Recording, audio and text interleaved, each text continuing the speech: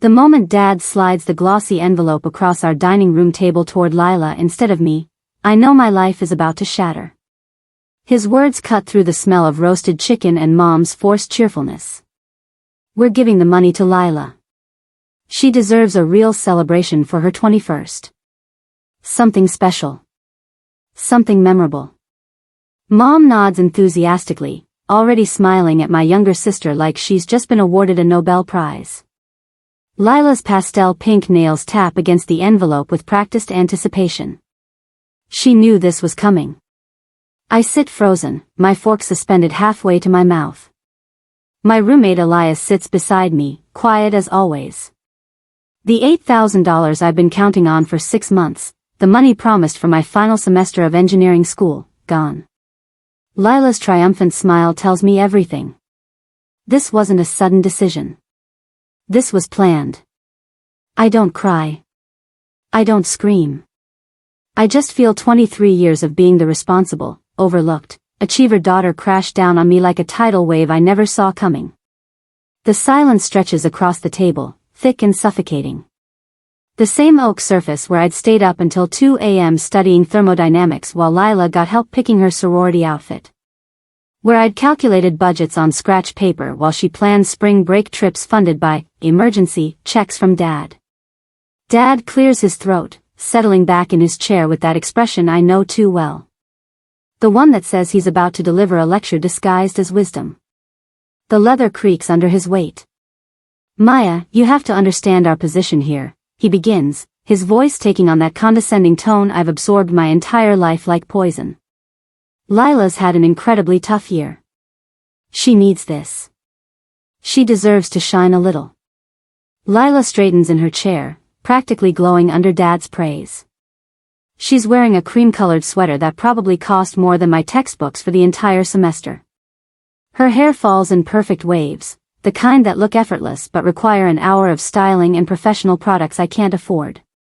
Everything about her screams effortless beauty. From her flawless makeup to her designer handbag resting casually on the chair beside her, she's the daughter they're proud to show off. Mom chimes in, setting down her wine glass with unnecessary force. Do you realize how difficult breakups are at her age, Maya? She's been absolutely devastated. I do realize.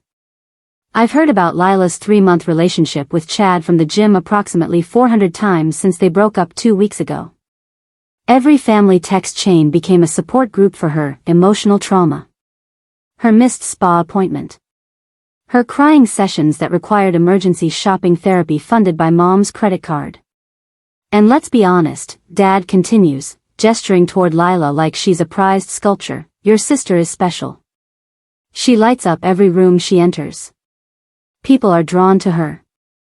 She deserves a celebration that matches her personality. Special. The word echoes in my mind like a diagnosis I've been living with my whole life. Lila is special. Maya is practical. Now, let's look at your situation, Dad says, and I feel my stomach clench with familiar dread.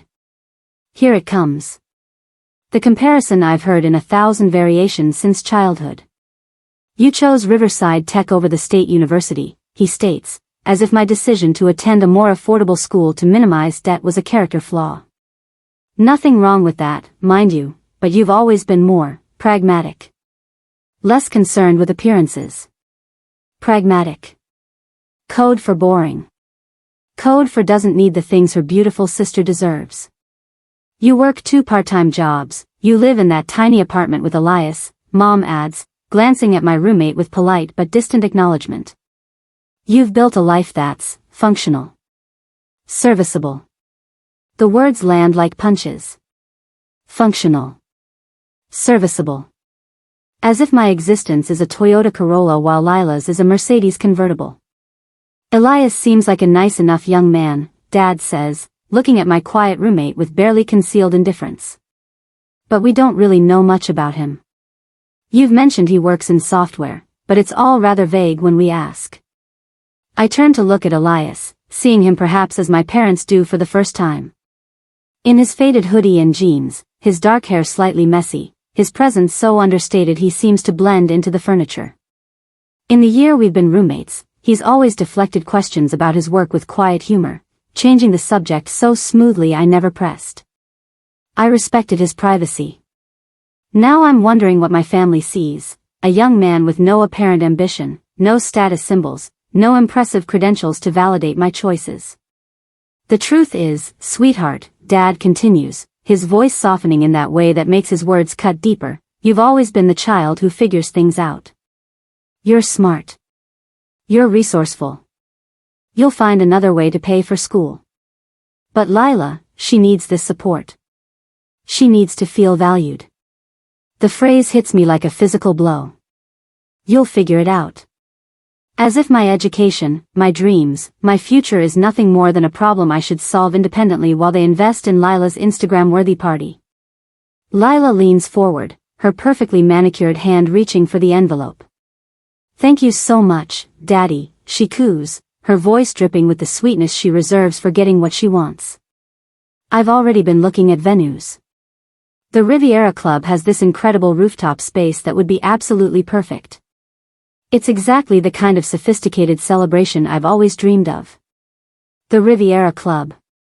Only the most exclusive venue in the city, where celebrities host their events and ordinary people can't even get past the waiting list.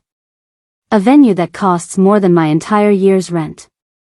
I've always been responsible with planning, Sarah continues. Wait, Lila continues, her voice carrying that particular blend of superiority and false modesty she's perfected. I have a Pinterest board with 347 pins. I've researched caterers, photographers, DJs. I know exactly how to make every dollar count for maximum impact. Maximum impact. Meanwhile, I've been counting pennies to afford ramen and textbooks, budgeting down to the dollar to make tuition payments, sacrificing meals to save money for engineering supplies. Lila's party is going to be an investment in her happiness, Mom explains, reaching over to squeeze my sister's hand like they're co-conspirators in something beautiful. After everything she's been through, she deserves one perfect night where she feels like the princess she is. What about my investment? I want to ask. What about the 4 years I've spent working myself to exhaustion, maintaining a 3.8 GPA while working 2 jobs, sacrificing social life and sleep and any semblance of the college experience everyone else gets? But I don't ask. Because I already know the answer. Dad sighs heavily, the sound filled with the weight of having to explain obvious truths to a slow child. Maya, honey, you have to understand. We want to help you succeed. But you chose engineering, a field where you'll eventually make good money. You'll be fine in the long run. Lila chose a path where she needs enhancement. She needs experiences that make her shine. Enhancement. As if my sister is a diamond that needs the right setting, while I'm industrial equipment that just needs to function. Besides, Lila adds with barely concealed satisfaction, I've already started planning. I've put deposits on my dress, this gorgeous custom design from Bella's boutique. I've contacted the caterer. I've even started the guest list. Everything's been arranged based on having this money available. The guest list. No doubt filled with her 300 closest Instagram friends, all of whom will document every angle of her perfect night while I'm, what? Taking out emergency student loans? Dropping out 1 semester before graduation? I think about all the times they've invested in Lila over the years. The brand new white BMW for her 18th birthday while I got the family's 10-year-old Honda. The spring break trip to Cancun while I worked double shifts at the campus library. The $3,000 wardrobe investment for her first week of college while I shopped at Goodwill. Lila's venue deposit alone is $3,000, Mom continues, Andy here pridey in her voice, prideth that my sister's worth $3,000 in non-refundable deposits. We've committed to making her night absolutely magical. Elias continues sitting silently beside me, his presence steady and calm despite the verbal execution happening around us. He's wearing a faded gray sweatshirt with a small coffee stain near the hem, jeans with a worn knee, scuffed sneakers that have seen better days. Nothing about his appearance suggests anything beyond a struggling grad student or entry-level programmer. And I realize my family has made their judgments based entirely on his carefully cultivated appearance of ordinariness. His hand finds mine under the table, warm and steady, and I grip his fingers like they're the only thing keeping me from drowning. Dad leans forward, his lecture face fully activated. And let's be completely frank here, Maya. You're 23. Adults pay for their own expenses. We helped you get started, but at some point, you need to stand on your own feet. Lila, meanwhile, is going through a formative period. These experiences shape who she becomes. Formative period. At 21. While I've been standing on my own feet since I was 17, working to afford the pragmatic, serviceable, functional life they've always expected from me.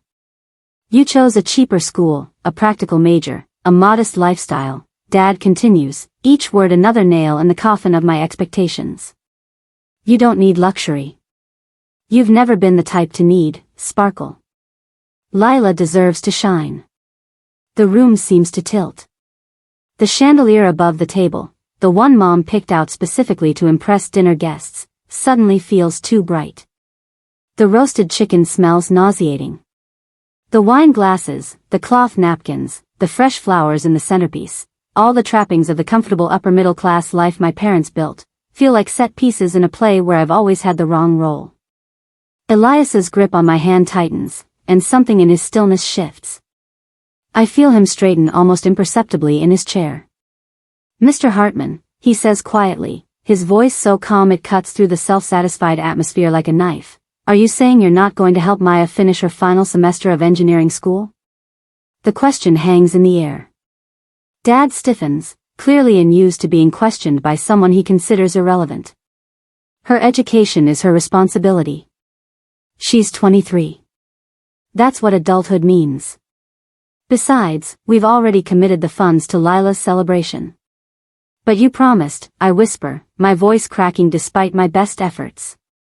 Last spring. You said you'd cover my final year if I maintained my GPA. I have a 3.8. Dad shrugs, the gesture so casual it makes my chest ache. Plans change, Maya. Circumstances evolve. Lila's needs became more pressing. And she's special. Surely you can understand prioritizing special. Elias leans back slowly in his chair, and I feel the temperature in the room shift. He's always been quiet, almost invisible in social situations. But now there's something different in his posture. Something deliberate. Should I show them? He asks quietly, turning to look at me with an expression I can't quite read. My breath catches. Show them what? He pulls his phone from his pocket with unhurried precision, the gesture so casual it seems almost choreographed. His thumb swipes across the screen once, twice. Then he turns it toward the table. The screen glows in the dining room light. A sleek black interface. A logo I recognize immediately, the logo I've seen on job postings every engineering student in my program dreams about. The company that recruited at our career fair last month, where students lined up for 3 hours just to submit resumes. Neuron Forge Technologies. At the top of the profile page, in crisp professional font. Elias Navarro, founder and lead architect. The words don't immediately register. I stare at the screen, my brain refusing to process what I'm seeing. Dad blinks, his expression frozen between confusion and the first hint of alarm. Founder of, what exactly? Elias's voice remains perfectly even, but there's steel underneath now. Maya knows I work in software development. What she doesn't know, what I prefer to keep private, is the full extent of my role. He scrolls down. Awards. Technical Innovation Recognition from MIT. Press features in TechCrunch and Wired. A Forbes 30 Under 30 profile from 2 years ago. A recent valuation report with numbers that make my vision blur. Neuron Forge Technologies.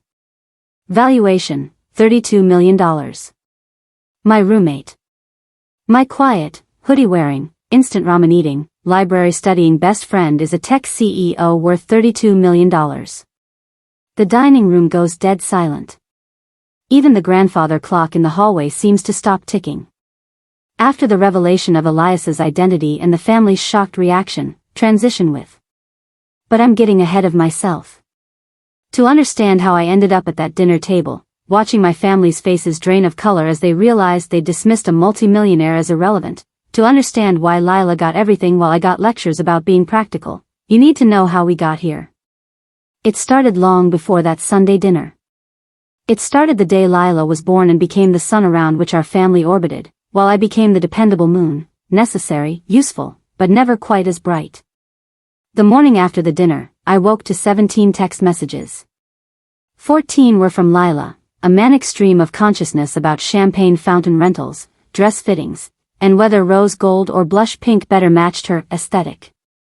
3 were from Mom, each one a variation of, "Your father and I hope you understand," wrapped in passive-aggressive concern about my attitude. None were apologies. I deleted them all and dragged myself to my 8 a.m. thermodynamics lecture on 3 hours of sleep, my mind still replaying Dad's words. "You'll figure it out.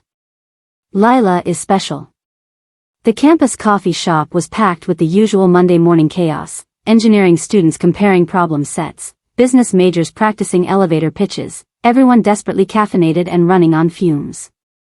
I stood in line, calculating whether I could afford a large coffee or if I should stick with small now that my tuition plan had evaporated.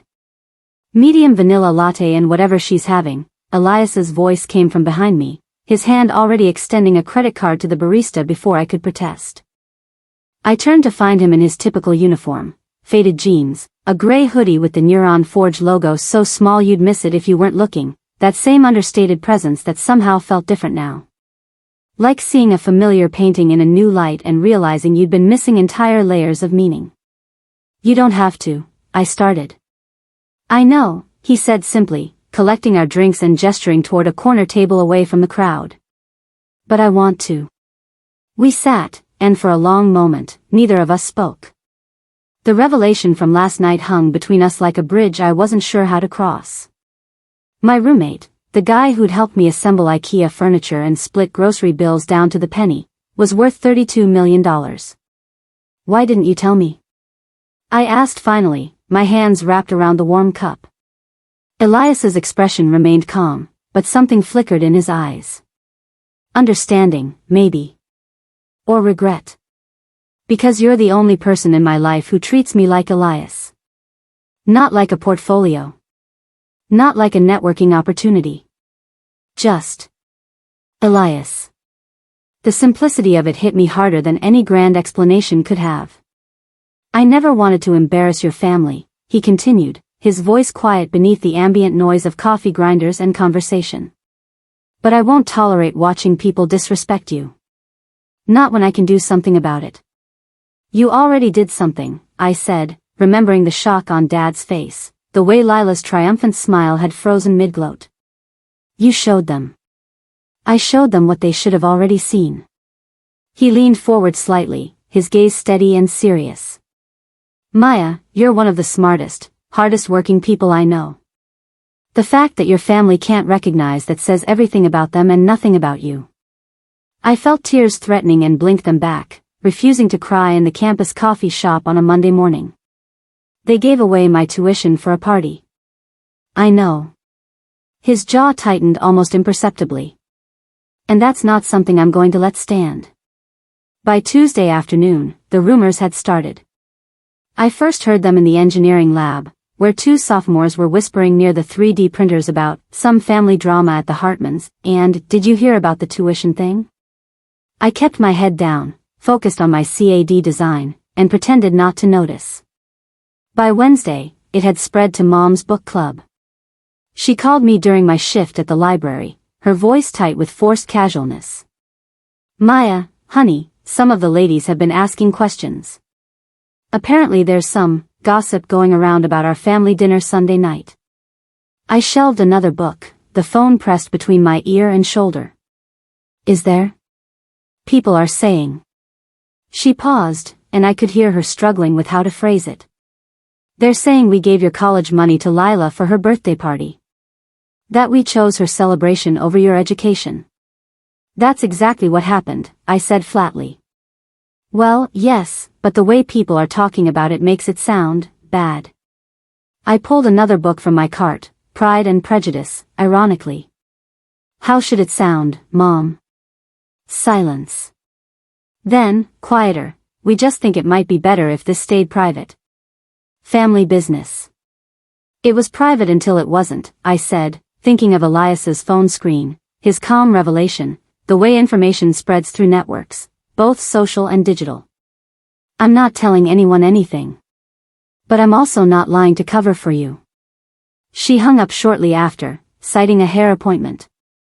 By Thursday, Lila's social circle was reacting. Her best friend Brittany, the one who'd been attached to Lila's hip since sophomore year of high school, suddenly became too busy to help with party planning. Then Chelsea canceled their scheduled dress shopping appointment, citing a family emergency that Lila later discovered was a spa day with other friends. I watched it unfold through Lila's Instagram stories, which shifted from excited party planning posts to vague posting about fake friends and people who don't understand loyalty. The comments section became a minefield. At Jessica M_2003, wait, is this about the tuition thing? Eyes. At Brittany Loves Travel, some celebrations just hit different when you know the cost. At Morgan Daniels, your party sounds amazing. Ignore the haters. 2 hearts. The ratio of supportive comments to pointed questions was shifting, and Lila was panicking.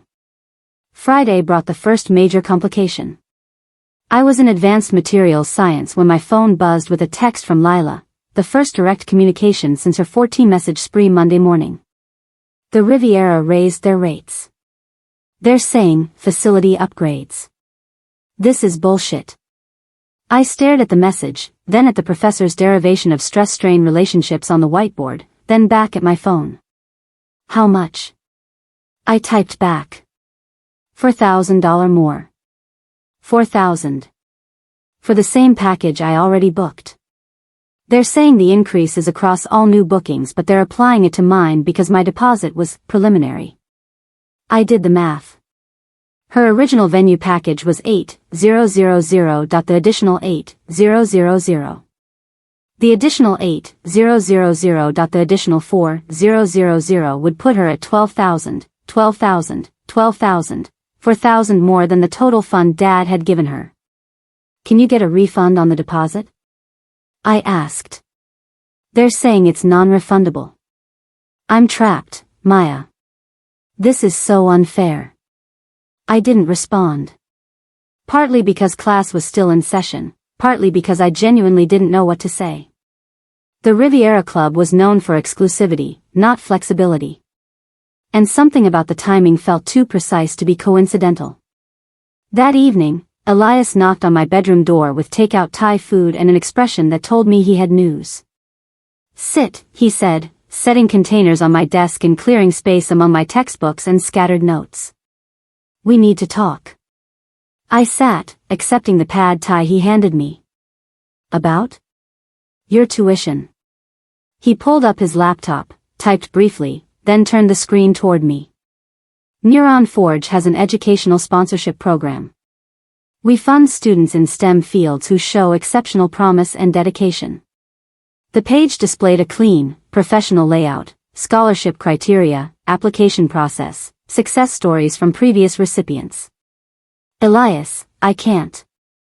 You can, he interrupted gently but firmly. You meet every single criterion. Your GPA qualifies you. Your work ethic qualifies you. Your financial need qualifies you. The only question is whether you'll let pride stand in the way of your future. I stared at the screen, my throat tight. This feels like charity. It's not charity. It's investment. He pulled up another tab, a spreadsheet of past scholarship recipients and their post-graduation outcomes. Every student we've sponsored has gone on to make significant contributions to their field. 3 have started their own companies. 5 are leading research teams at major institutions. 1 is literally helping design the next Mars rover. But they didn't know you personally, I argued. They applied through a fair process. And you can too. He clicked to the application page. Submit your materials like anyone else. I'll recuse myself from the selection committee. The other 4 board members will review your application blind, no names, just credentials and essays. I looked at him, searching for any hint that this was pity disguised as opportunity. Instead, I found only earnest conviction. Maya, he said quietly, support is something you earn through who you are, not what you do. You've already earned this. You just need to let yourself accept it. The words settled over me like a blanket I hadn't realized I needed. Okay, I whispered. I'll apply. His smile was small but genuine. Good. Because you're going to finish that degree, and then you're going to do extraordinary things. Meanwhile, Lila's carefully constructed celebration was developing cracks. Saturday morning, she posted a teary Instagram story about Bella's boutique rejecting her custom dress deposit. The audio was barely coherent through her crying, but the gist was clear. Her credit check had flagged some issue, and the boutique, which apparently had strict policies about high-value custom orders, had cancelled her order and refunded her deposit. This is discrimination, she captioned the story. I have perfect credit. This is about the rumors. People are sabotaging me. The comments were less sympathetic than she'd hoped. At Tiffany Rose _ girl maybe just have a simpler party? At Alex Knows Best, or like, give your sister her tuition money back. Just a thought. At Lila Hartman at Alex Knows Best you don't know the whole story. My parents gave me this money. It's mine. I watched the drama unfold from my library shift, feeling an odd mixture of vindication and discomfort. Part of me wanted to feel satisfied, this was karma, justice for years of favoritism and dismissal. But another part, the part that remembered Lila as my little sister who used to crawl into my bed during thunderstorms, felt something uncomfortably close to pity. Don't, Elias said that evening when I admitted my conflicted feelings. Don't let guilt make you responsible for consequences they brought on themselves. We were in our apartment's small kitchen, him cooking pasta while I attempted to study for my fluid dynamics exam. The domestic normalcy of it felt surreal given everything that had happened in the past week. I know, I said, highlighting another equation in my textbook. But she's still my sister. She's your sister who smiled while your parents gave away your future. His tone was matter-of-fact, not cruel. Empathy is good, Maya. But don't confuse empathy with accepting mistreatment. He was right, and I knew it. Still, watching Lila's world unravel in real time felt strange. By Sunday, exactly 1 week after the dinner that changed everything, my parents were in full panic mode. Dad called 3 times, each message escalating from, let's talk about this reasonably, to, we need to discuss family loyalty, to finally, desperately, Maya, please call me back. Your mother is very upset. Mom sent a long email blaming inflation and vendor price gouging and the current economic climate for Lila's party complications. Not once did she acknowledge that the complications might be connected to their choice to prioritize a party over my education. Lila, meanwhile, doubled down on entitlement.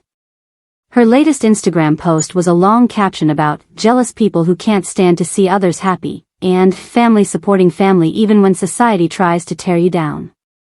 The photo was a throwback from her high school graduation, her in a white dress, mom and dad beaming beside her, me cropped out of the frame entirely. Real family doesn't let gossip destroy their bonds, she wrote. My parents made a choice to support my happiness, and I won't apologize for accepting their love. Some people just can't understand that different children have different needs. The comments section exploded. I closed Instagram and focused on my scholarship application instead. 3 essays, 2 letters of recommendation, a detailed project portfolio. I stayed up until 2 a.m. perfecting every word, every calculation, every piece of evidence that I was worth investing in. When I finally submitted the application at 2:47 a.m., I felt something I hadn't felt in years. Hope. Monday morning brought a manila envelope to our apartment. It was addressed to Lila Hartman at my parents' address, but forwarded to our place, probably because someone at the post office knew we were sisters and made an assumption.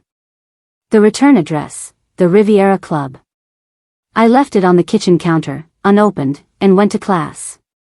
When I returned that afternoon, Elias was reading something on his laptop, his expression carefully neutral in the way that meant he was processing information. What? I asked, dropping my backpack. He turned the screen toward me. An email. From the Riviera Club's event coordinator to Lila. Subject line, booking status, immediate attention required. Dear Ms. Hartman. We regret to inform you that your event booking for, date, is currently under review due to concerns regarding event reputation and management standards. As per our venue policy clause 7.3, we reserve the right to evaluate bookings based on potential impact to our establishment's reputation. Recent social media activity and community feedback have raised questions about the nature and funding of your planned celebration. We request an in-person meeting to discuss these concerns before we can proceed with finalizing your reservation. Please contact our office within 48 hours to schedule this meeting.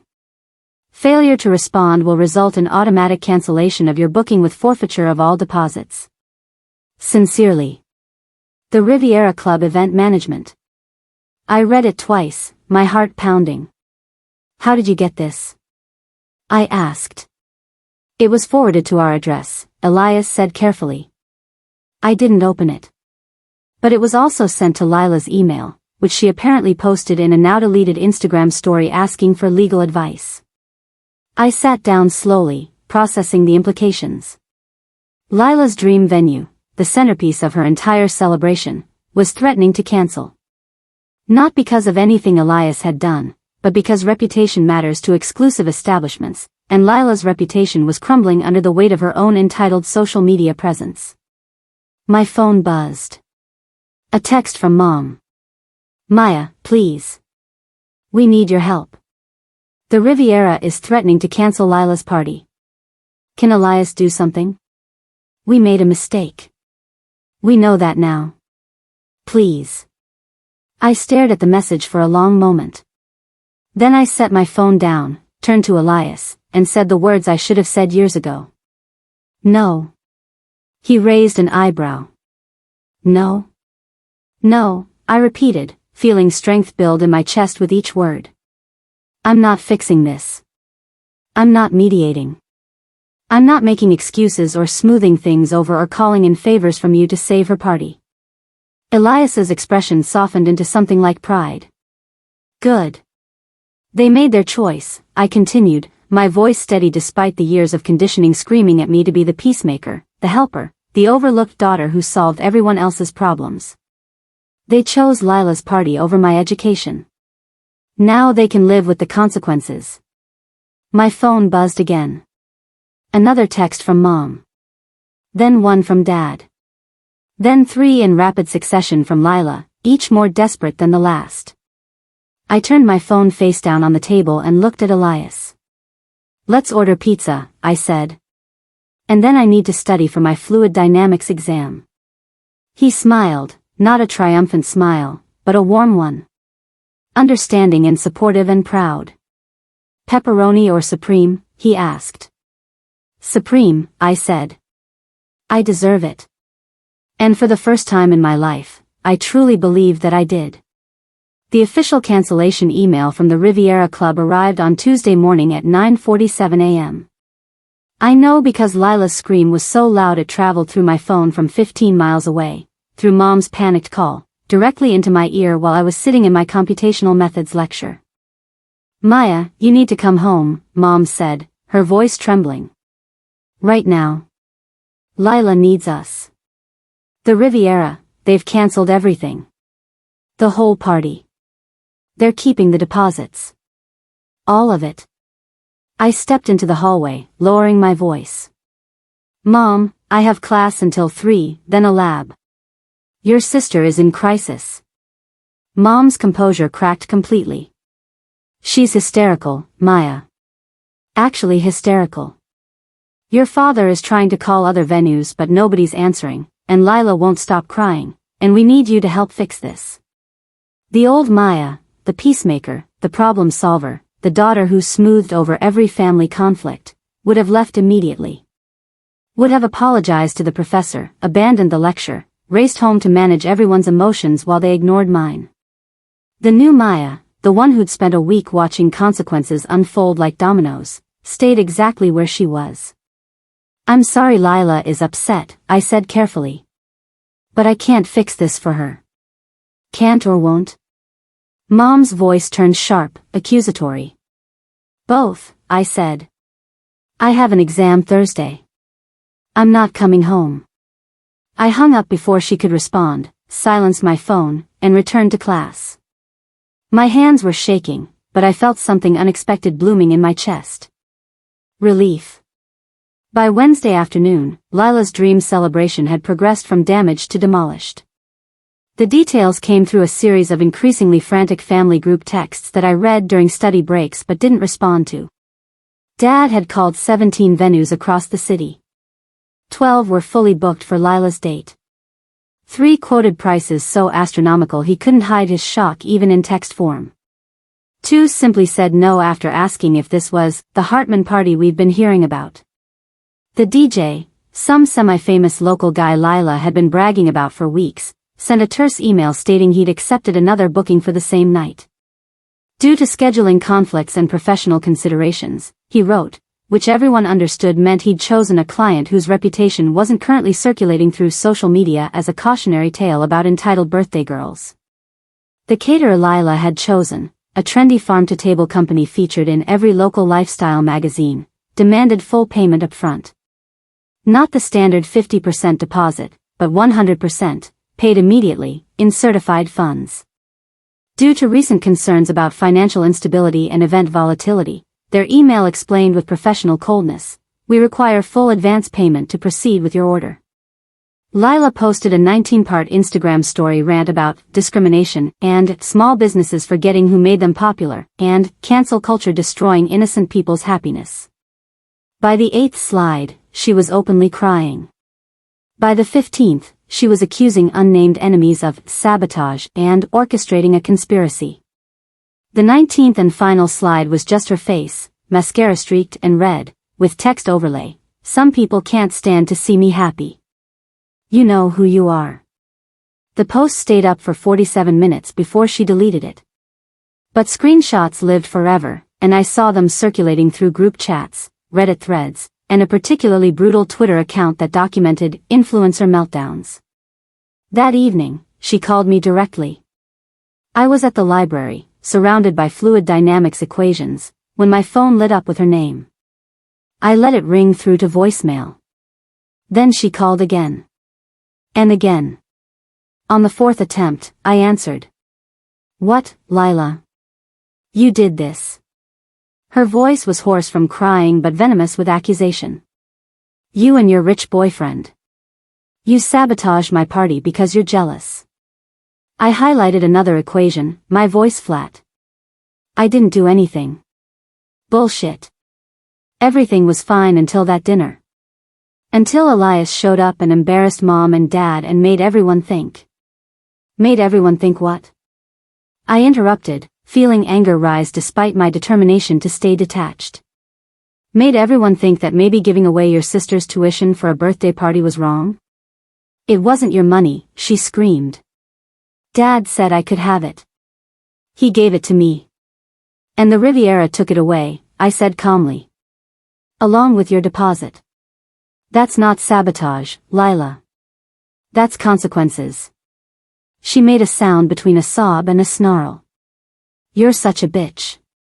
You always have been. Always jealous because Mom and Dad love me more." I hung up. My hands were shaking again, but not with uncertainty. With clarity. Elias found me there an hour later, still staring at my textbook without actually reading it. "Hey," he said softly, setting a coffee beside my stack of notes. "You okay?" "Lila called," I said. "She thinks we sabotaged her party." He pulled out the chair across from me, his expression serious. "Did you tell her the truth? That she sabotaged herself?" I shook my head. She wouldn't believe it. To Lila, she's always the victim. Everything that goes wrong is someone else's fault. "That's going to be a hard way to live," Elias observed.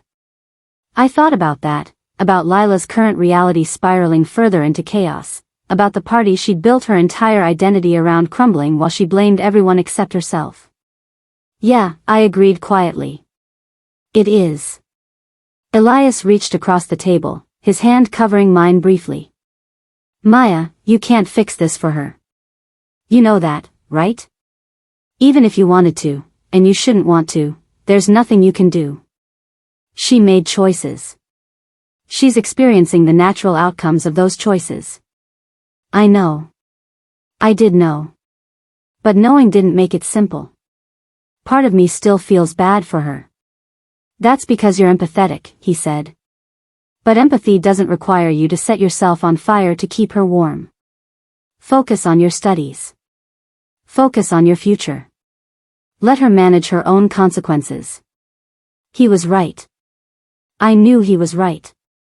So why did it still feel complicated? Thursday brought my fluid dynamics exam and another family crisis.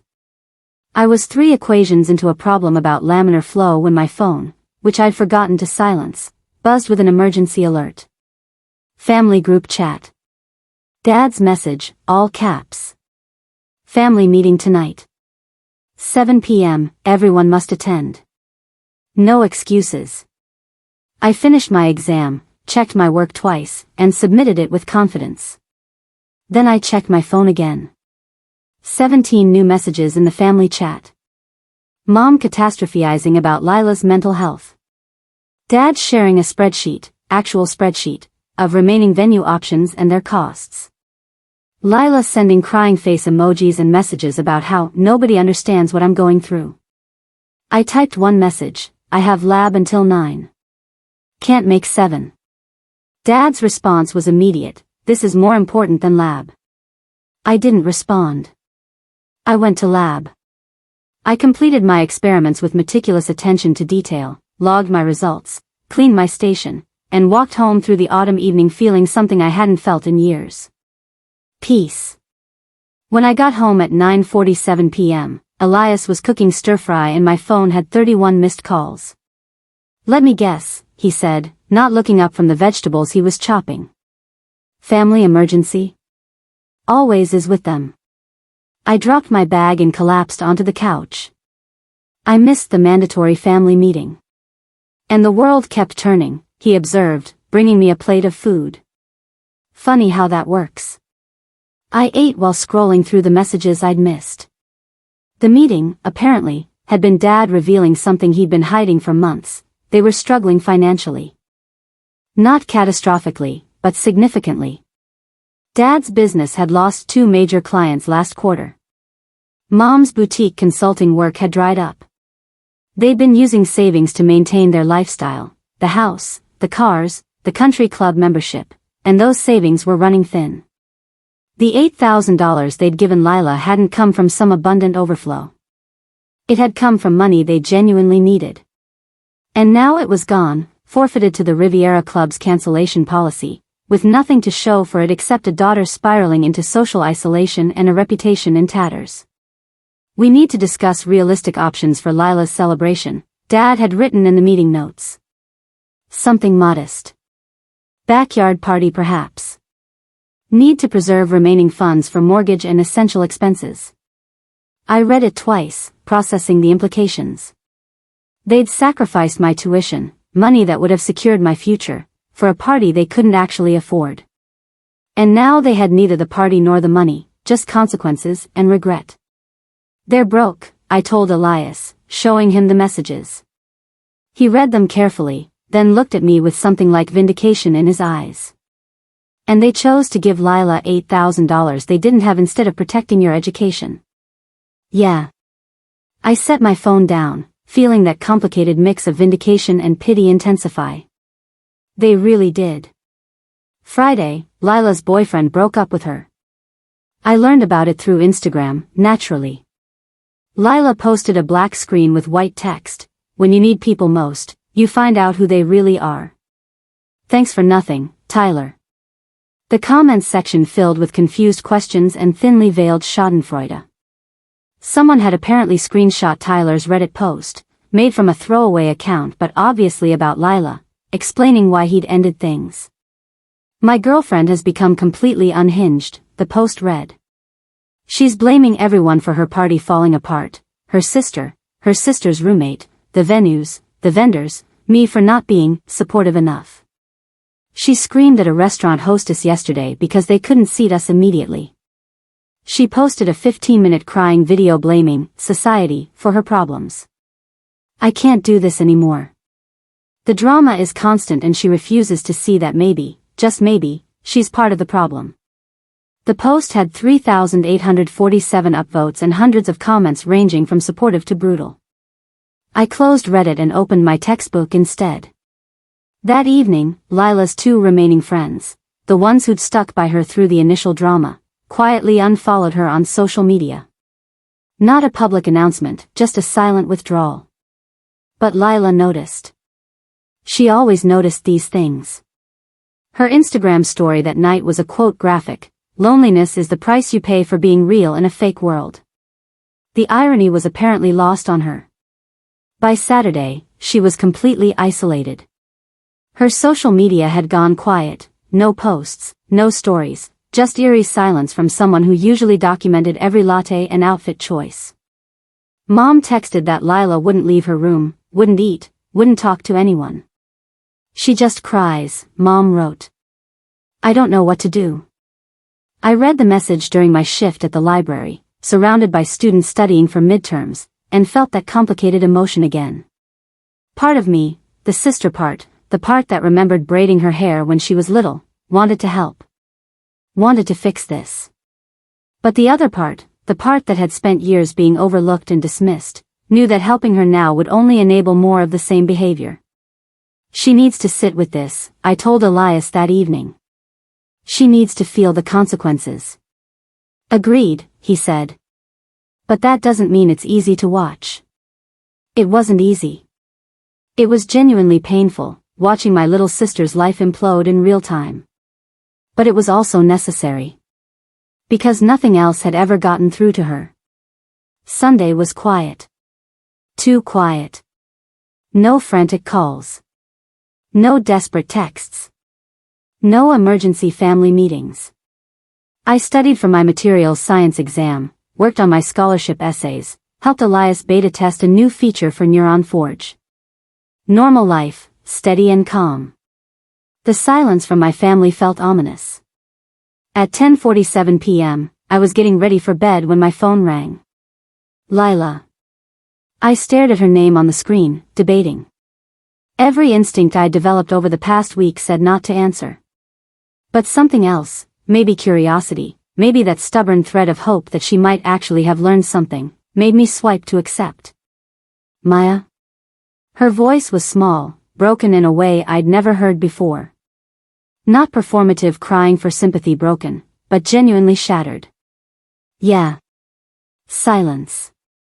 Then, so quietly I almost missed it, I need help. I sat on my bed, my heart hammering. What kind of help? The party. She took a shaking breath. Everything's gone. The venue, the DJ, the caterer, my friends, Tyler, everything. And Mom and Dad are freaking out about money, and I don't know what to do, and her voice cracked. I need you to help me salvage this. Please. There it was. The ask I'd been expecting since this whole disaster began. I looked across the apartment to where Elias was working at his laptop, giving me privacy but clearly aware of who was calling. Our eyes met, and he gave me a small nod. Trust yourself. Lila, I said slowly, why should I help you? Because you're my sister. It came out desperate, pleading. You didn't act like my sister when Mom and Dad gave you my tuition money. That was different. How? I interrupted. How was that different? You smiled, Lila. You literally smiled while they told me I'd have to figure out my own education because you deserved a party. She was crying now, real tears I could hear through the phone. I didn't think, I wasn't trying to hurt you. But you did hurt me, I said. And you didn't care. You were so excited about your party that you didn't even consider what it cost me. I know. Her voice broke completely. I know, and I'm sorry, and I'm asking you to please, help me fix this. I closed my eyes, feeling every year of being the overlooked daughter, the responsible one, the fixer who cleaned up everyone else's messes while her own needs went ignored. No, I said quietly. Maya, please. No, I repeated, stronger now. I'm not fixing this for you. I'm not asking Elias for favors, I'm not calling venues, I'm not mediating with mom and dad. You created this situation. You need to figure out how to handle it. But I can't. She was sobbing now, gasping between words. Everything's ruined. My life is ruined. And you could help, but you're choosing not to because you're bitter. I'm not bitter, I interrupted. I'm done. Done being the family problem solver while everyone treats me like an afterthought. Done sacrificing my needs for yours. Done pretending it's okay that you all made me feel worthless. You're not worthless. Then prove it, I said. Apologize. Not to get help with your party, but because you actually understand what you did wrong. Tell mom and dad that what they did was wrong. Stand up for me instead of always expecting me to stand up for you. Silence on the other end. Long, heavy silence. Then, in a small voice, I can't do that. Then I can't help you. My throat was tight, but my voice stayed steady. I love you, Lila. But I can't keep setting myself on fire to keep you warm. I hung up before she could respond. And then I cried, not from regret, but from relief. Because for the first time in my life, I'd chosen myself. Elias appeared in my doorway moments later, not saying anything, just present. I wiped my eyes and managed a shaky smile. I did it, I said. I actually said no. He smiled back, proud and warm. Yeah. You did. My phone buzzed again. Another call from Lila. Then a text from mom. Then dad. I turned my phone off completely, set it aside, and went to sleep. Tomorrow I would wake up and study for my materials science exam. I would continue working on my scholarship application. I would build my future on my own terms. Tonight, I would rest. And for the first time in years, I would rest without guilt. The text came Tuesday morning while I was reviewing thermodynamic cycles in the library. Mom, please come home. Just for an hour. Lila needs to talk to you. Face to face. No parents, just sisters. Please, Maya. I stared at the message for a long time, my highlighter hovering over an equation I'd already memorized. Every instinct I developed over the past 2 weeks screamed that this was a trap, another manipulation, another attempt to pull me back into their dysfunction. But there was something different in Mom's tone. No commands, no guilt trips. Just a simple plea. 1 hour, I typed back. And only if it's really just me and Lila. Thank you. She's in her room. We'll stay downstairs. I told Elias where I was going. He looked up from his laptop, concern flickering across his face. Want me to come with? He offered. No, I said, though I appreciated it. This is something I need to do alone. Call me if you need an exit strategy, he said. I'll be there in 10 minutes. I drove to my childhood home through streets I'd traveled 1,000 times, past the park where Lila and I used to play before everything got complicated, past the corner store where we'd buy candy with our allowance money. The memories felt distant now, like watching someone else's life through clouded glass. The house looked the same, pristine landscaping, expensive cars in the driveway, the kind of suburban perfection that concealed all manner of dysfunction. I sat in my car for 3 full minutes before forcing myself to go inside. Mom opened the door before I could knock. She looked exhausted, aged in a way I'd never noticed before. Dark circles under her eyes, hair pulled back messily instead of her usual polished style. Thank you for coming, she said quietly. Lila's upstairs. I'll be in the kitchen with your father. Take all the time you need. I climbed the stairs slowly, each step feeling heavier than the last. Lila's door was closed, but I could hear soft crying from inside. I knocked gently. Come in, came her muffled voice. I opened the door to find my sister's room, usually magazine perfect, every surface curated for Instagram, in complete disarray. Clothes everywhere, makeup scattered across her vanity, tissues overflowing from the wastebasket. And Lila herself, curled on her bed in sweatpants and a stained t-shirt, face blotchy and red. She looked up when I entered, and something in her expression made my carefully constructed walls crack slightly. This wasn't performative sadness. This was genuine devastation. "You came," she whispered. I came. I stayed near the door, not ready to fully enter her space. "You wanted to talk." She sat up slowly, hugging a pillow to her chest. "I don't even know where to start. The beginning usually works." She laughed, a broken, humorless sound. The beginning was probably years ago, and I was too stupid to notice. I waited, letting the silence stretch. "I ruined everything, didn't I?" She looked at me with genuine question in her eyes, like she really didn't know. "My party, my reputation, my relationship, my friendships, everything." "Yes," I said simply. No cushioning, no gentle rephrasing. Just truth. She flinched but nodded. "Everyone keeps saying I brought this on myself. That I'm entitled and spoiled and..." Her voice cracked. "And they're right. Aren't they?" I moved further into the room, still not sitting, but no longer poised to flee. "Do you actually want me to answer that?" "I need you to." Tears spilled down her cheeks. "Because I'm so confused, Maya. I thought I was doing everything right.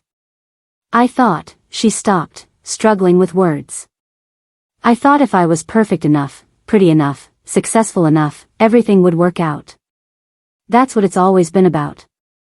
Being perfect." "Perfect for who?" I asked quietly. "For them." She gestured downstairs toward where our parents waited. "For Mom and Dad. For my friends. For Tyler. For Instagram. For everyone who's always watching and judging and expecting." She dissolved into sobs. "I'm so tired. I'm so tired of trying to be perfect." I sat down then, on the edge of her bed, maintaining distance but offering presence. "You know what the really messed up thing is, Lila? You never actually had to be perfect. Not for the people who really mattered." "But I did," she insisted, looking at me desperately. "Mom's always watching everything I do, everything I post, making sure I look right and say the right things and date the right kind of guy. And Dad, he talks about me like I'm his trophy. My successful daughter, my beautiful daughter. Like I'm not a person, just a reflection of him." I felt something shift inside me, a perspective I hadn't considered. "And that made you feel good? Being their trophy?" "At first." She wiped her face with her sleeve. "When I was little, yeah. I loved being the favorite. I loved that they praised me and showed me off and made me feel special." She looked at me, guilt written across her features. "While they made you feel invisible." The acknowledgement hit me harder than I expected. "You knew?" My voice came out smaller than I intended. "Of course I knew." Fresh tears streamed down her face. "I've always known. I just didn't care because..." She took a shuddering breath. "Because it felt good to be chosen. To be loved more. And I told myself you were fine, that you were strong and smart and didn't need them the way I did. I needed them exactly as much as you did, Lila. I just learned to pretend I didn't." We both cried then, not polite tears, but ugly, gasping sobs. Years of hurt and resentment and loneliness pouring out between us. "I'm sorry," she choked out. "I'm so sorry, Maya.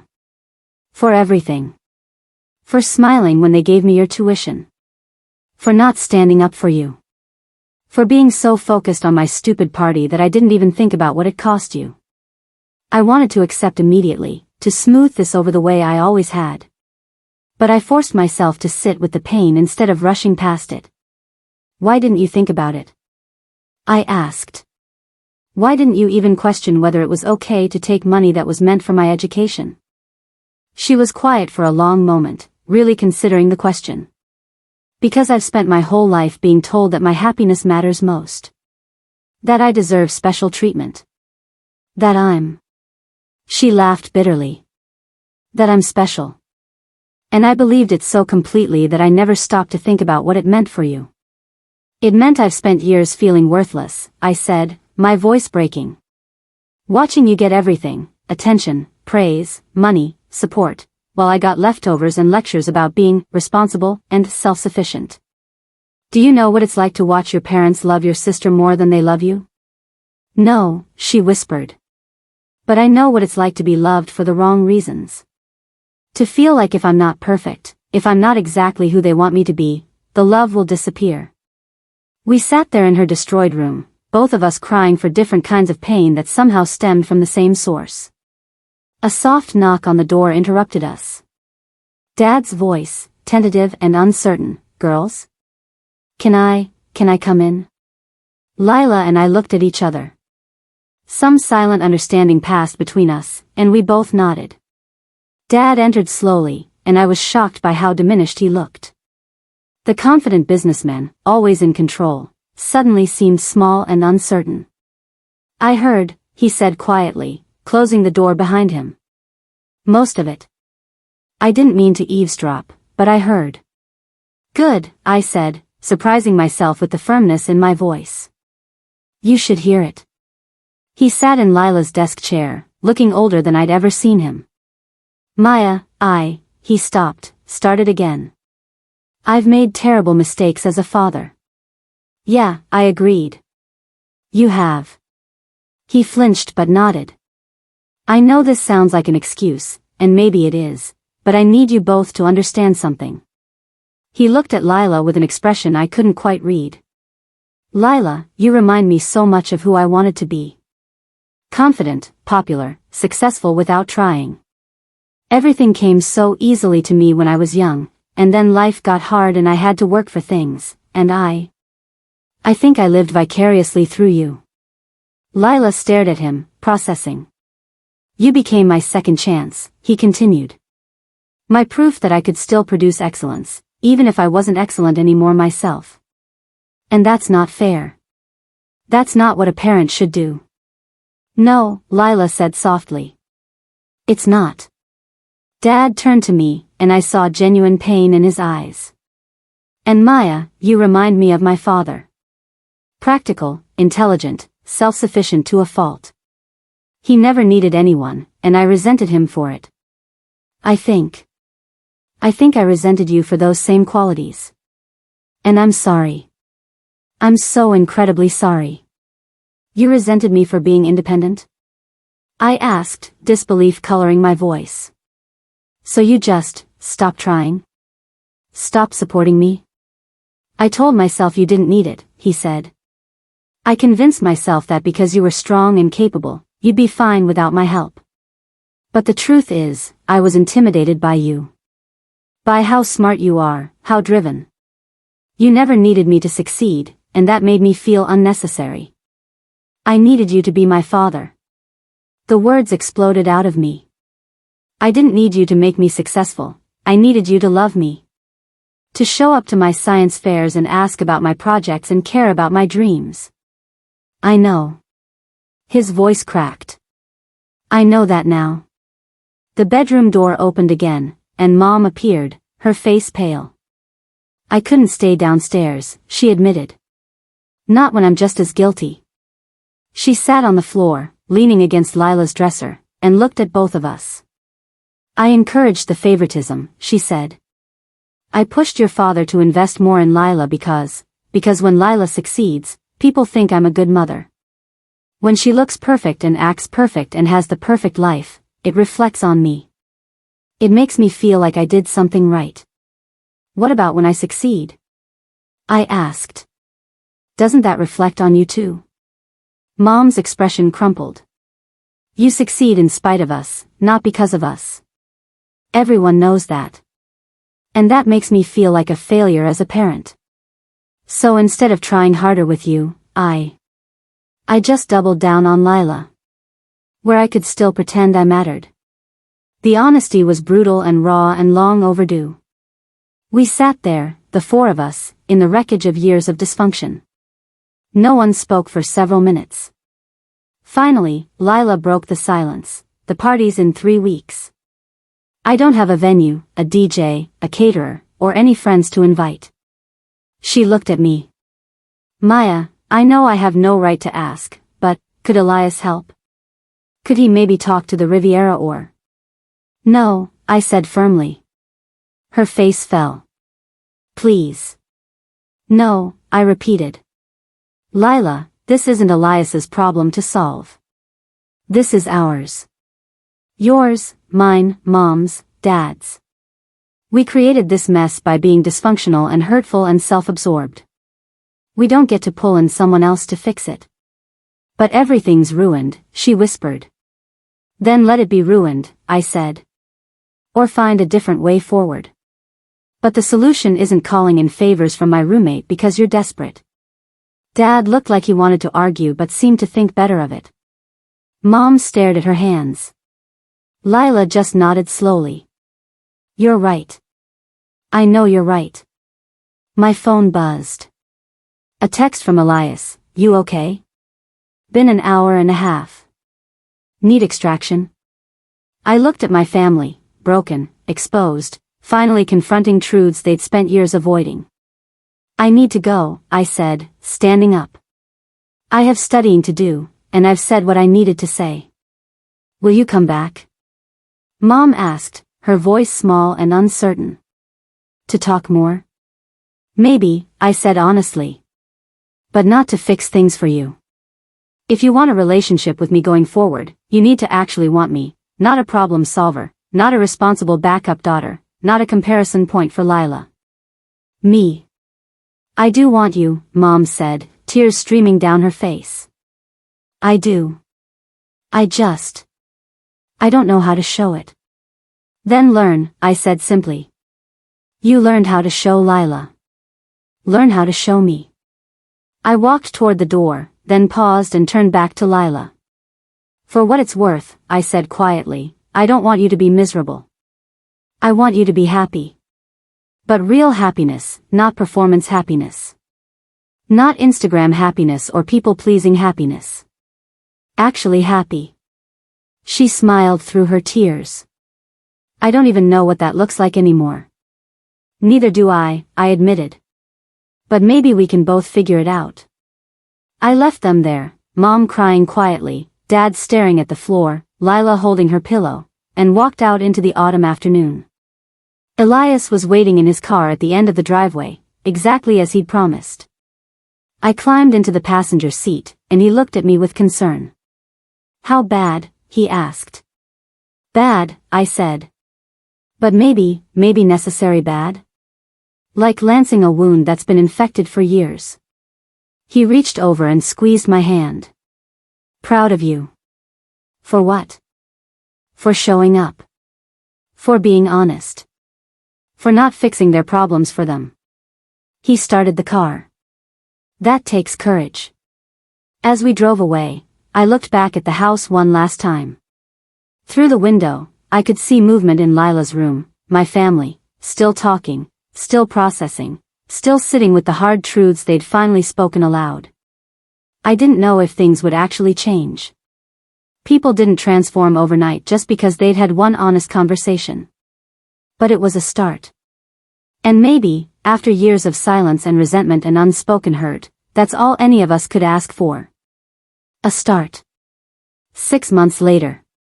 The email notification pinged while I was reviewing my senior thesis proposal, a comparative analysis of thermal efficiency in next-generation propulsion systems that had already garnered interest from 2 aerospace companies and a national laboratory. Subject, Neuron Forge Educational Scholarship, Decision. My hands trembled slightly as I opened it, even though Elias had assured me the selection process was blind and merit-based. Dear Ms. Hartman. We are pleased to inform you that you have been selected as a Neuron Forge Educational Scholarship recipient for the current academic year. Your application demonstrated exceptional academic achievement, innovative thinking, and dedication to your field. I read it 3 times before it felt real. Full tuition coverage. Stipend for books and materials. Mentorship program with industry professionals. Everything I needed to finish my degree without the crushing weight of financial uncertainty. Maya? Elias appeared in my doorway, holding 2 mugs of coffee. One look at my face and he smiled. You got it. I got it, I whispered, then louder, I got it. He set the mugs down just in time for me to launch myself at him in a hug that conveyed months of gratitude, relief, and something else I wasn't quite ready to name. Congratulations, he said softly into my hair. You earned this. The selection committee really didn't know it was me? I asked, pulling back to look at him. Really truly didn't know. Your application was coded with a random number. 4 board members reviewed it independently and all 4 ranked it in their top 3. He grinned. One of them specifically noted exceptional clarity of thought and practical application of theoretical concepts. That was Dr. Chen. She's terrifying and brilliant and never gives compliments lightly. I laughed, wiping away tears I hadn't realized were falling. I need to call my parents. Elias raised an eyebrow. Yeah? Yeah, I said, surprising myself. Things have been different lately. Different was an understatement. The transformation hadn't been sudden or dramatic. There was no single moment when everything changed. Instead, it had been gradual, a slow, sometimes painful shifting of patterns that had been entrenched for decades. It started 2 weeks after our confrontation, when Dad showed up at my apartment with a check. It's the $8,000, he'd said, standing awkwardly in the doorway. Plus interest. It should have been yours from the beginning. I'm sorry it took me so long to make this right. I'd taken the check but hadn't cashed it immediately. Instead, I'd taped it to my bathroom mirror for 3 days, looking at it every morning and night, processing what it meant. Not just the money, but the acknowledgement. The accountability.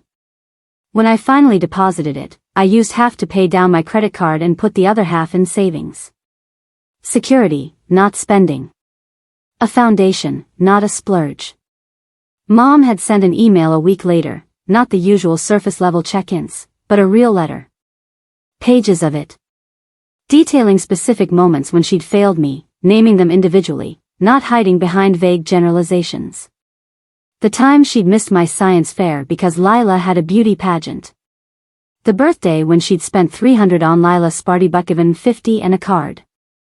The countless dinners where she'd asked Lila about her day in detail but only offered me perfunctory questions. I see it now, she'd written. I see all the ways I made you feel less than. I see all the times I should have shown up and didn't. I can't change the past, but I want you to know that I see it. And I'm so desperately sorry. I'd cried reading it. Not cathartic tears, but complicated ones, relief and grief and anger and hope all tangled together. Then there was Lila. Lila's birthday had come 3 weeks after our confrontation. Instead of the lavish Riviera Club celebration she'd planned, she'd thrown a small party in a rented pavilion at the local park. 20 people instead of 200. Potluck food instead of catering. A Spotify playlist instead of a DJ. String lights and paper lanterns instead of elaborate decorations. I'd gone, hesitantly, expecting disaster or performance or some new manipulation.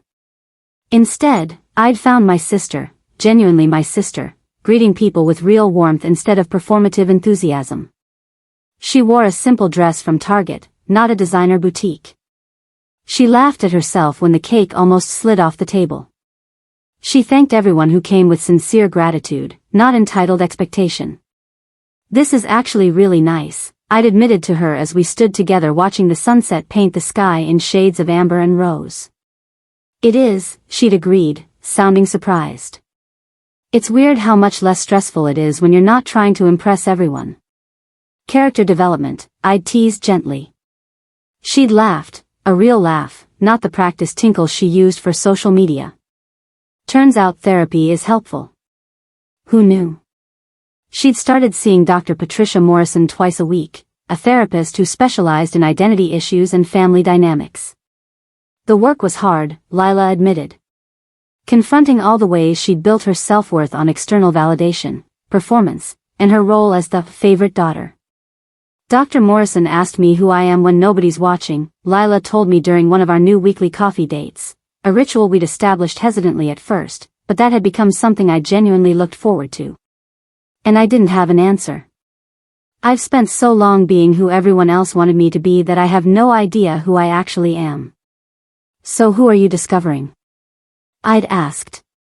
She'd smiled, uncertain but hopeful. Still figuring that out. But I think maybe someone quieter than I thought. Someone who likes reading more than partying. Someone who'd rather have 3 real friends than 300 Instagram followers. The change wasn't complete. She still had moments of falling back into old patterns, posting for validation, seeking external approval, comparing herself to others. But she was catching herself more often, questioning the impulses instead of blindly following them. Dad had started therapy too, which I'd learned about through Mom during one of our increasingly honest phone conversations. He's working through a lot, Mom had said. Stuff from his childhood. His relationship with his father. The ways he's repeated patterns he swore he'd never repeat. I'd felt a twinge of something, not quite sympathy, but recognition. We were all products of our histories, all carrying forward wounds we hadn't chosen. How are you doing? I'd asked Mom. Are you in therapy? Starting next week, she'd admitted. Individual and couples counseling with your father. We have a lot to work through. Yeah, I'd agreed. You do. The real test came in March, when my birthday arrived. I'd expected maybe a card, possibly a small gift, definitely not the kind of attention Lila had always received. But when I came home from class, I found my apartment decorated, not elaborately, but thoughtfully. Streamers in my favorite colors. A homemade banner that said, "Happy Birthday Maya," in Lila's handwriting. Mom, Dad, and Lila were waiting with a cake, chocolate with raspberry filling, my favorite since childhood, a detail I'd assumed they'd forgotten. We know we have years of birthdays to make up for, Dad said quietly. This is just a start. They'd gotten me gifts that showed actual thought, a high-end calculator I'd mentioned needing for advanced coursework, a beautiful leather journal engraved with my initials, a gift certificate to the technical bookstore I loved. Not expensive for the sake of expense, but chosen with care. I picked the journal, Lila said nervously. I noticed you're always scribbling equations in random notebooks, and I thought maybe you'd like something nice. Is it okay? I'd held the journal, running my fingers over the smooth leather, the elegant engraving, and felt tears prick my eyes. It's perfect, I'd said. Thank you. We'd eaten cake and talked, really talked, not performed family togetherness but engaged in actual conversation. Dad asked about my thesis proposal and listened to my entire explanation without once checking his phone.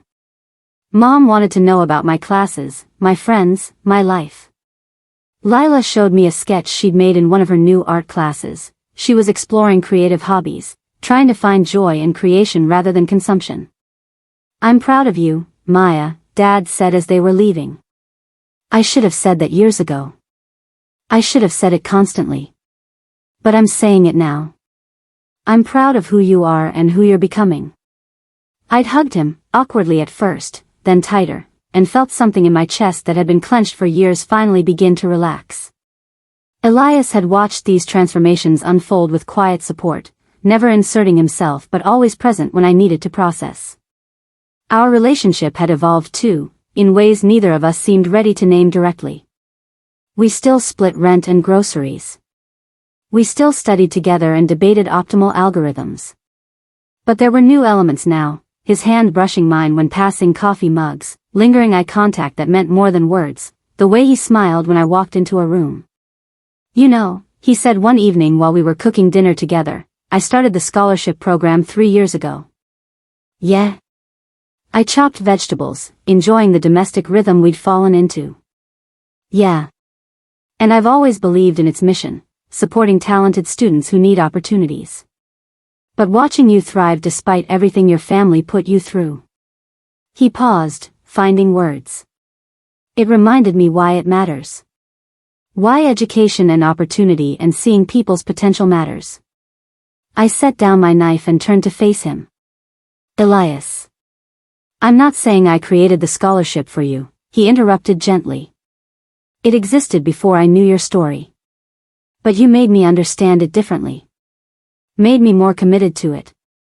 We stood there in the kitchen, the smell of garlic and herbs filling the air, something unspoken but understood passing between us. Thank you, I said quietly. For everything. For seeing me when my own family didn't. For supporting me without trying to fix me. For just being you. Thank you for letting me, he replied. For trusting me with the real you, not the version you thought you had to be. The timer on the stove beeped, breaking the moment, but the warmth lingered. By May, when Lila's graduation from community college arrived, she'd enrolled in business classes, trying to find direction. The family dynamic had shifted enough that we could all celebrate together without tension. Mom and Dad threw her a modest party at their house. 20 people, home-cooked food, genuine celebration of her achievement without the performative excess. Lila had graduated with honors, a detail she shared with pride but not arrogance. I actually worked hard, she told me privately. Like, really hard. Stayed up studying, asked professors for help, joined a study group. And it feels better than anything I ever got handed to me. I'd hugged her, feeling genuine pride for my sister, not the performative version she'd been, but the authentic person she was becoming. At the party, Dad made a toast, to Lila, who's shown us all what growth looks like. And to Maya, he turned to me, his eyes glistening, who's always been achieving incredible things, even when we weren't paying attention. I'm sorry it took us so long to see both of our daughters clearly. We're proud of you both. Equally. Always. Mom added, her voice thick with emotion, we've made so many mistakes as parents. But the best decision we ever made was having both of you. You make us want to be better. You make us try to be better. Lila raised her glass, to sisterhood. The real kind, not the fake Instagram kind. I laughed and clinked glasses with her. To sisterhood. Elias, who'd been invited as my +1, squeezed my hand under the table. The gesture was small, but it anchored me, reminded me that I had support beyond blood ties, that family could be chosen as well as given. 3 months later, graduation day. The auditorium buzzed with excited chatter as thousands of families gathered for the engineering school's commencement ceremony. I sat among my fellow graduates, my dark blue gown crisp and new, my honor cords marking my magna cum laude status. I'd made it. Despite everything, I'd made it. My phone buzzed with a text from Elias, Section 14, Row K. We're all here. Proud of you. I scanned the audience and found them, Elias, Mom, Dad, and Lila, all waving enthusiastically. Dad was holding a bouquet of flowers. Mom had her phone out, probably already taking photos. Lila was beaming, giving me 2 thumbs up. And Elias. Elias was watching me with an expression that made my heart skip. Pride and affection and something deeper, something we'd been dancing around for months but hadn't yet named. The ceremony proceeded with speeches about innovation, perseverance, and the future we were stepping into. When they called my name, I walked across that stage with my head high, accepting my diploma while my family cheered, not politely, but enthusiastically, Dad's whistle piercing through the applause. Afterward, in the chaos of celebration outside the auditorium, my family found me. We're so proud of you, Mom said, pulling me into a tight hug. So incredibly proud. Dad hugged me next, and I felt him trembling slightly. You did this yourself, Maya. Every step. Every achievement. All you. Not all me, I corrected, glancing at Elias. I had support when I needed it. Lila squeezed me tight. You're incredible. Like, actually incredible. I'm so glad I finally woke up enough to see it. Then Elias, who'd been hanging back to give my family space, stepped forward. Instead of a hug, he extended his hand formally, then laughed at himself and pulled me into an embrace instead. Congratulations, Dr. Hartman-to-be, he murmured. Ready for grad school? I'd been accepted to a prestigious doctoral program with full funding, a natural next step toward my goals in aerospace engineering. Ready, I confirmed. As we walked together toward the car, my family around me, Elias by my side, I felt something I'd spent years longing for but never expected to actually achieve. I felt seen. Valued. Loved, not despite who I was, but because of who I was. My phone buzzed again. A group text from my family. Dad, dinner at Romano's to celebrate Maya. 7 p.m., our treat. Mom, and we already made a reservation. 4-6. Elias, that includes you. Lila, dress nice, we're celebrating my brilliant sister properly. I looked at Elias, who'd clearly received the same message. Guess I'm officially part of the family events now, he said with a small smile. Is that okay? I asked. He took my hand, not hiding it, not casual, but deliberate and sure. More than okay. We walked through campus together, the afternoon sun warm on our faces, the future spread out before us full of possibilities. My family wasn't perfect. The wounds of the past hadn't completely healed. But we were trying, really trying, and that mattered more than I'd ever imagined it could. I'd started this journey feeling overlooked and undervalued, fighting for scraps of attention and recognition. I was ending it seen, supported, and surrounded by people, blood family and chosen family, who actually understood my worth. And as Elias squeezed my hand and my phone lit up with congratulatory messages from professors, friends, and the Neuron Forge Scholarship Committee, I realized something profound. I didn't need anyone to give me permission to be extraordinary. I already was. 2 years later. The wedding was small and perfect, a garden ceremony in early October, golden leaves falling around us like blessings. Lila stood beside me as my maid of honor, her speech equal parts funny and heartfelt. My sister taught me that real strength isn't performing perfection, it's having the courage to be authentically yourself. Maya, you're the strongest person I know, and I'm honored to stand beside you today. Mom and Dad sat in the front row, both crying happy tears. They'd come so far, worked so hard to rebuild what they'd nearly destroyed. Our relationship would never be what it could have been if they'd made better choices when we were young, but it was real now. Honest. Built on mutual effort rather than one-sided accommodation. And Elias, brilliant, kind, wonderful Elias, stood at the altar watching me walk toward him with an expression of pure joy. Ready? He asked when I reached him, taking my hands. Ready, I said. Because I was. Ready for this next chapter, this new adventure, this life we'd build together. Ready to keep becoming the person I was always meant to be. Ready to keep choosing myself, my worth, my value, every single day. And surrounded by people who finally, genuinely saw me, I'd never felt more ready for anything in my life.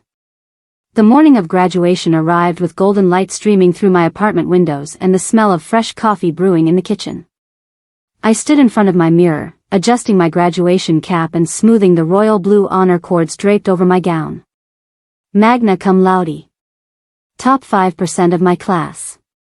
Job offers from 3 aerospace companies and admission to MIT's doctoral program with full funding. I'd done it. Not despite my family's choices, but through my own determination, resilience, and refusal to let their mistakes define my future. You ready? Elias appeared in my doorway, already dressed in slacks and a button-down shirt, holding 2 travel mugs of coffee. Today's your day. I took the offered mug and smiled at him, this man who'd quietly supported me through the hardest year of my life, who'd seen my worth when I'd struggled to see it myself, who'd become so much more than just my roommate. I'm ready, I said. Are you sure you want to sit with my family? You could sit with your own. Maya, he interrupted gently, your family is different now. And I want to be there. For you. The ceremony was held in the university's largest auditorium, packed with thousands of graduates and their families. I took my seat among my fellow engineering students, feeling a sense of accomplishment that went deeper than academic achievement. I'd survived. I'd thrived. I'd refused to let favoritism and dismissal crush my spirit. When they called my name, Maya Elizabeth Hartman, Bachelor of Science in Mechanical Engineering, magna cum laude, I walked across that stage with my head held high. The applause was enthusiastic, but I could hear my family above the rest. Dad's distinctive whistle. Mom's excited cheer. Lila's voice shouting, "That's my sister." And beneath it all, Elias's steady presence, anchoring me to this moment. I accepted my diploma, shook hands with the dean, and caught Elias's eye in the audience. He was standing, applauding, his expression radiating pride and something else, something tender and deep that made my heart skip. The post-graduation dinner was held at Marcello's, an upscale Italian restaurant that Mom and Dad had booked weeks in advance. We gathered around a large round table, Mom, Dad, Lila, Elias, and me, and for the first time in my memory, the atmosphere was warm and balanced. No undercurrent of tension. No favoritism lurking beneath polite conversation. Just genuine celebration. "I'd like to make a toast," Dad said, standing and raising his wine glass. The table quieted, all eyes on him. "Maya," he began, his voice thick with emotion, "today we celebrate your graduation. But more than that, we celebrate who you are. Your strength, your brilliance, your resilience." He paused, his eyes glistening. "You achieved all of this despite our failures as parents. Despite the ways we overlooked you, dismissed you, made you feel less than." Mom reached for his hand, tears streaming down her face. "You could have become bitter," Dad continued. "You could have given up, walked away from all of us, let our mistakes destroy your relationship with your family. Instead, you held us accountable. You demanded better. You showed us what real strength looks like." He looked directly at me, his expression open and vulnerable in a way I'd never seen before. "You taught me that being a parent isn't about living vicariously through your children or playing favorites or taking credit for their achievements. It's about seeing them, really seeing them, and supporting who they actually are, not who you wish they'd be." His voice broke slightly. "I'm sorry it took me so long to learn that lesson. But I'm grateful, so grateful, that you gave me the chance to become the father you deserved all along." To Maya, he raised his glass higher. "The strongest, smartest, most remarkable person I know. I'm proud to be your father." To Maya, everyone echoed, glasses clinking. I wiped tears from my cheeks, overwhelmed by the sincerity in his words. This wasn't performance. This wasn't obligation. This was real change, hard-won and genuine. Mom spoke next, her voice soft but steady. "Maya, I owe you an apology that goes beyond words. I spent years making you feel invisible because your success made me uncomfortable. Because you didn't need me the way Lila did, and that threatened my sense of purpose as a mother." She took a shaking breath. "But you did need me. You needed me to show up, to celebrate you, to see your achievements and your struggles and your dreams. And I failed you. Repeatedly." She reached across the table, taking my hand. "I can't change the past. But I can promise you that I see you now. I see how extraordinary you are. And I will spend the rest of my life trying to be the mother you deserved from the beginning." "Thank you," I whispered, squeezing her hand. "For saying that. For trying." Then Lila stood, looking nervous but determined. "My turn," she said, attempting a smile. "Maya, I was the worst sister. I took everything, your money, your parents' attention, your rightful place in this family, and I didn't even have the decency to feel guilty about it." She blinked back tears. "I was so wrapped up in being perfect, being special, being the favorite that I never stopped to think about what it cost you. About how lonely you must have been. About how much it must have hurt to watch me get everything while you got nothing." Her voice cracked. "You saved me, Maya. When my life fell apart and I finally had to face reality, you could have walked away. You could have enjoyed watching me crash and burn. Instead, you showed me what real strength looks like. What real worth looks like." She wiped her eyes, mascara smudging slightly. You taught me that being loved isn't about being perfect or popular or pretty. It's about being authentic. About having integrity. About treating people with respect and kindness. She moved around the table and hugged me tightly. Thank you for being the sister I never knew I needed. Thank you for not giving up on me, even when I gave you every reason to. I love you. I love you too, I said, hugging her back. I'm proud of who you're becoming. We pulled apart, both crying, and Lila laughed. Look at us. Actually being sisters instead of competitors. Character development, I teased, and she laughed harder. As we returned to our seats, Elias cleared his throat. I have something to share, he said, pulling out his phone and opening an email. The Neuron Forge board approved a proposal I submitted last month. He turned the phone toward me, showing a professional announcement with the Neuron Forge logo. The Maya Hartman Scholarship for Overlooked Excellence. Dedicated to supporting academically gifted students who demonstrate exceptional potential despite facing familial neglect, favoritism, or lack of adequate support.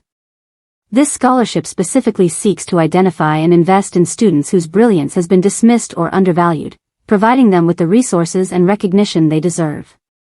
I stared at the screen, reading and rereading the words. Elias, I breathed. You can't, this is too much. It's not enough, he interrupted gently. Maya, watching your journey, seeing how much you accomplished despite everything working against you, reminded me why this work matters. There are thousands of students like you out there. Brilliant, driven, worthy students whose families don't see them. Who are told they're less important than their siblings. Who have to fight for every opportunity. He looked at me with an intensity that made my breath catch. I want to find those students. I want to give them what you had to create for yourself, support, recognition, opportunity. And I want to do it in your name, because you embody everything this scholarship represents. I don't know what to say, I whispered. Say you'll help me, he replied. Say you'll be on the selection committee. Say you'll mentor the recipients and show them what's possible when someone finally sees their worth. Yes, I said immediately.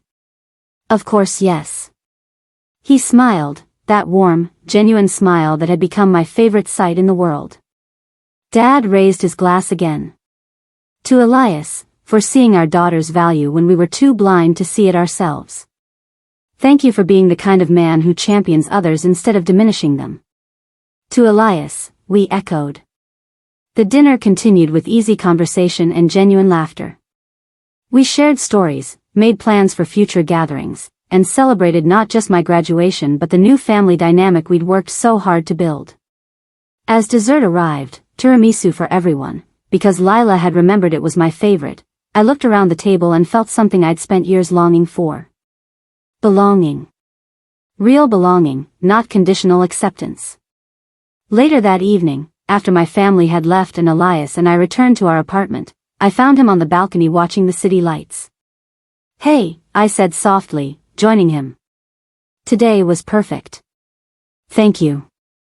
You made it perfect, he replied. By being who you are. We stood in comfortable silence for a moment, the night air cool against our skin. Elias, I began, then paused, gathering courage. The scholarship. My name. The way you've supported me through everything. I need to ask you something. He turned to face me, his expression open and vulnerable. Ask. Why? I said simply. Why have you done all of this for me? He was quiet for a long moment, considering his words carefully. Do you remember the first time we met? He finally asked. Move-in day, sophomore year. You were carrying boxes alone because your family couldn't be bothered to help you. You had this determined expression, like you were used to doing everything yourself and had made peace with it. I nodded, remembering. I offered to help, and you looked at me like I was trying to trick you.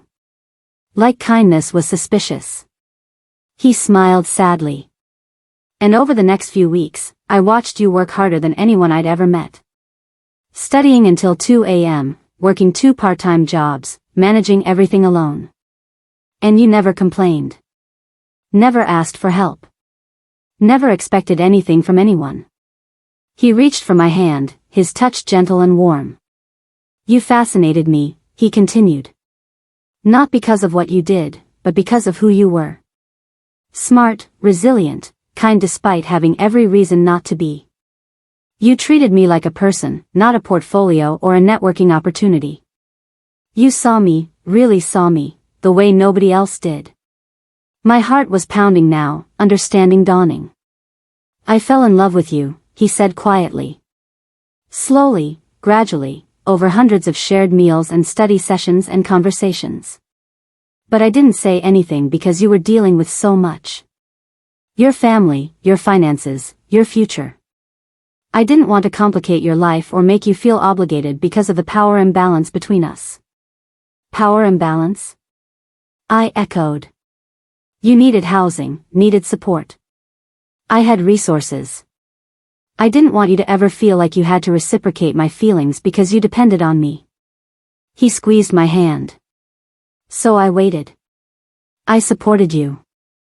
I made sure you had what you needed. And I told myself that if you never felt the same way, that would be okay. Because you deserved support regardless of how you felt about me. Tears streamed down my face. Elias. But if I'm being honest, he continued, his voice trembling slightly, I've been in love with you for 2 years. I love your brilliant mind and your terrible jokes and the way you explain engineering concepts with such passion. I love your strength and your vulnerability and your refusal to accept less than you deserve. I love who you are, Maya. All of who you are. I stood there, processing his words, feeling the truth of them settle into my bones. I love you too, I whispered.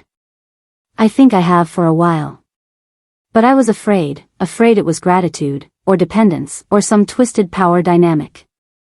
Afraid I was confusing support with romance. And now, he asked softly. Now I know it's real, I said. It's not gratitude.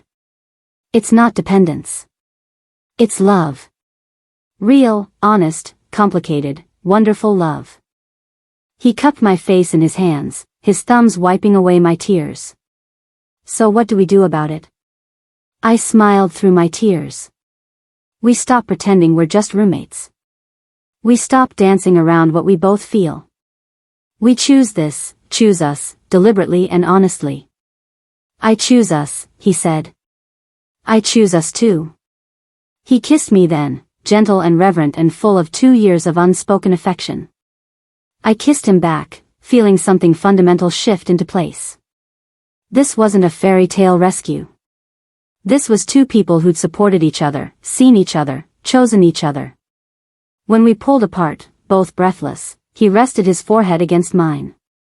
So, he said, a smile in his voice. Does this mean I can finally ask you on an actual date? Not just roommates getting dinner, but a real, official date? I laughed. Yes, you can ask me on a real date. Maya Hartman, he said with mock formality, would you do me the honor of accompanying me to dinner tomorrow night? As my girlfriend, not my roommate? I would love to, I replied. As long as you promise to still be my study partner and terrible joke enabler. Always, he promised. That night, lying in bed, I reflected on the journey that had brought me here. A year ago, I'd sat at a dinner table watching my parents give away my tuition for my sister's party. I'd felt worthless, overlooked, dismissed. I'd questioned my value and my place in my family. Now, I was a college graduate with honors, headed to MIT for my doctorate. I had a family that was learning to see me, support me, value me equally. I had a sister who was becoming a friend. And I had Elias, brilliant, kind, wonderful Elias, who loved me for exactly who I was. I'd learned hard truths this year. Respect is not earned by being perfect or sacrificing yourself or accepting crumbs of attention. It is demanded through self-worth and clarity. Through boundaries and honesty and the courage to walk away from people who diminish you. Love, real love, doesn't require you to shrink yourself or accept less than you deserve. Real love sees you, celebrates you, supports you in becoming your fullest self. Family can change, but but only if they're willing to do the hard work of examining their failures and making different choices. And even then, change is gradual, imperfect, requiring constant effort and honesty. You cannot fix people who don't want to be fixed. You cannot force people to value you. But you can choose to value yourself, and that choice changes everything. My phone buzzed with a text from Lila. Proud of you, sis. Love you. Then one from Mom. Thank you for not giving up on us. We're so lucky to have you. And Dad, you've always been extraordinary. I'm sorry it took me so long to say so. I smiled, set my phone aside, and looked out my window at the city lights stretching into the distance. Somewhere out there were other students like me, overlooked, undervalued, fighting to be seen. The Maya Hartman Scholarship would find them. Would give them what I'd had to create for myself. And I would help them understand what I'd learned through pain and perseverance. Your worth is not determined by who loves you or who sees you or who chooses you. Your worth is inherent, fundamental, unchangeable. And the moment you truly understand that, the moment you demand to be treated accordingly, everything changes. 6 months later. The first cohort of Maya Hartman Scholarship recipients gathered in Neuron Forge's conference room for orientation. 8 students, all brilliant and driven, all carrying stories of familial neglect or favoritism or dismissal. I looked at their faces, some hopeful, some guarded, all hungry for the opportunity they'd been denied, and saw myself reflected back. Welcome, I said, standing before them. I know why you're here. Not just because you're smart or hardworking, though you are both of those things. You're here because someone in your life made you feel like you didn't matter. Like your dreams were less important than someone else's. Like your potential was forgettable. I paused, making eye contact with each of them. They were wrong, I said firmly. You matter. Your dreams matter. Your potential is extraordinary. And this scholarship exists because I understand what it's like to be overlooked. To have to fight for every opportunity. To prove your worth to people who should have seen it all along. A young woman in the front row blinked back tears. You will not have to fight alone anymore, I continued. We see you. We believe in you. We are investing in your future because you are worth investing in. Not because of what you might become, but because of who you already are. After the orientation, the young woman from the front row approached me hesitantly. Miss Hartman, she said. I just wanted to say thank you. My parents gave my college fund to my brother for his startup that failed in 6 months. I thought I'd have to give up on engineering school. This scholarship, her voice broke. It gave me my future back. I hugged her, remembering that feeling of desperation, of watching your dreams slip away because someone else's whims mattered more. You're going to do incredible things, I told her. And someday, you'll help other students who feel overlooked. You'll pay it forward. I will, she promised. I absolutely will. Elias found me afterward, leaning against the wall outside the conference room. How'd it go? He asked. Perfect, I said. Hard, but perfect. He kissed my temple. Just like you. We walked out of Neuron Forge together, hand in hand, into the spring afternoon. My phone rang. Family group chat video call. I answered to find Mom, Dad, and Lila all crowded around Mom's phone screen. We wanted to see how the orientation went. Lila said excitedly. And to remind you about Sunday dinner, Mom added. It's your turn to pick the restaurant. And to say we love you, Dad finished. Because we don't say that enough, and we should say it constantly. I smiled, feeling warmth spread through my chest. I love you too. All of you. After we hung up, Elias and I walked through campus where I'd spent 4 years fighting to be seen, to be valued, to be enough. You know what's funny? I said. A year ago, I would have given anything for my family to see my worth. To celebrate me the way they celebrated Lila. To make me feel like I mattered. And now? Elias prompted. Now I know I matter whether they see it or not, I said. Their recognition is nice, really nice, but it's not what defines me. I define me. He squeezed my hand. That's the Maya I fell in love with. We stopped at the fountain in the center of campus, the same fountain where I'd sat countless times studying, crying, wondering if I'd ever be enough. I looked at my reflection in the water, stronger now, clearer, sure of my worth in a way I'd never been before. I built this life, I said softly. Not despite what my family did, but through learning from it. Through choosing myself. Through demanding better. And you're going to help others build theirs, Elias added. Yeah, I agreed. I am. We walked away from the fountain, toward our future, graduate school, research, the scholarship program, each other. I thought about the girl I'd been a year ago, desperate for validation, willing to accept crumbs of attention, believing her worth was determined by whether her family loved her. That girl had transformed into someone who knew a fundamental truth. You teach people how to treat you. And I would never again accept less than I deserved. Never again allow someone to make me feel small. Never again sacrifice my dreams for someone else's comfort. I was Maya Hartman, engineer, scholar, sister, daughter, girlfriend, advocate for overlooked students. I was extraordinary. And I had built a life of my own choosing, surrounded by people who actually saw me. That was enough. More than enough. It was everything.